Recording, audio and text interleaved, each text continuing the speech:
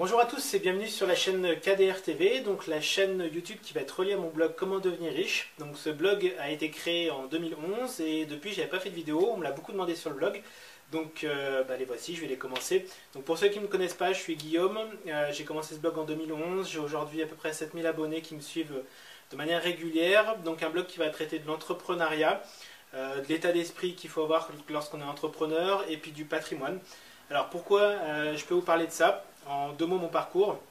Donc à la base, je suis prof de sport, donc je suis sorti à la maîtrise donc à l'UFR SAPS de Lyon pour être prof de sport, mais je me suis vite rendu compte que c'était pas pour moi. Donc du coup, je me suis dirigé dans l'hôtellerie de luxe au Hilton de Lyon, pour peut-être ceux qui connaissent. Simplement pour une raison toute bête, c'est que j'adore les belles voitures et du coup c'était un bon moyen de travailler dans un cadre plutôt sympathique et de conduire toutes ces belles voitures. Donc j'ai fait ça pendant 4 ans et très vite au bout de 2-3 ans je me suis rendu compte que être salarié c'était pas pour moi, donc je cherchais différentes manières de pouvoir monter un business. Donc ça a commencé assez rapidement avec 3 copains, on a voulu monter un parc Acrobranche sur les monts du Lyonnais. Donc c'était il y a 15 ans en arrière, donc c'est vrai qu'aujourd'hui ça paraît quelque chose de commun, mais il y a 15 ans en arrière, monter un parc Acrobranche c'était un petit peu novateur entre guillemets. Donc ça n'a pas pu aller très loin, la raison était simple, c'est qu'on était 4 jeunes d'une vingtaine d'années, on avait 5000 euros dans les poches et il fallait plus de 300 000 euros, donc du coup le projet n'a pas pu aller très loin. Ensuite, sur l'aspect du Hilton, on a voulu créer une société de conciergerie privée, parce qu'on s'est rendu compte que beaucoup de monde venait sur le site où est le Hilton sur Lyon, et il n'avait pas de réponse pour tout ce qui était les demandes quand des personnes venaient de l'étranger ou même des Français ailleurs de Lyon, pour tout ce qui est taxi, restaurant, organisation d'hôtels, organisation d'événements, etc. Du coup, ils venaient nous demander au Hilton. Et du coup, on s'est dit, il y a une demande, on va créer ça. Donc c'était en début 2006. J'ai voulu monter cette société avec un copain à l'époque qui était voiturier aussi au Hilton de Lyon. Donc on s'est tous les deux formés. Donc à l'époque, j'ai dépensé à peu près 3-4 000 euros à la Chambre du commerce de Lyon pour des formations qui, avec le recul, m'ont pas servi à grand chose, parce que les personnes qui forment dans ces formations, en fait c'est des profs, c'est pas des personnes qui viennent du terrain.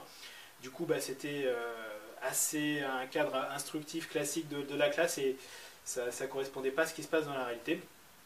Bref, on a quand même pu monter le projet, mais malheureusement ça n'a pas pu aboutir. La raison est simple, c'est qu'on s'est fait voler le projet par quelqu'un sur place. Du coup le projet existe, il est en place, mais c'est pas le nôtre, c'est pas nous qui sommes dedans.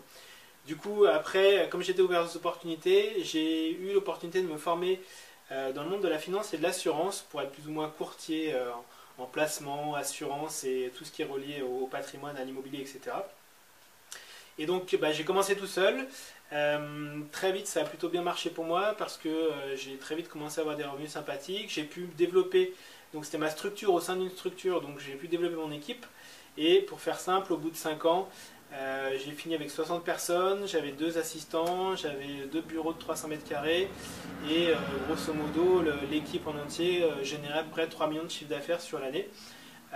Mais la contrepartie de ce qui se passait, c'est que je travaillais 80 heures et que fin 2011, il a fallu que je fasse un choix entre ma carrière et ma vie privée, puisque j'ai eu un petit garçon dont il fallait que je m'occupe. Donc j'ai décidé de stopper mon activité. Et depuis 2011, voilà, j'ai différentes activités, toujours en tant qu'entrepreneur sur différents business. Et je vous expliquerai tout ça dans le cadre des vidéos à venir sur toutes mes expériences que j'ai pu apprendre au cours de ces quasiment maintenant 8 ans, 9 ans d'entrepreneur. Donc, écoutez, je vous souhaite une très bonne journée et puis bon visionnage sur les vidéos qui vont venir très bientôt. Merci.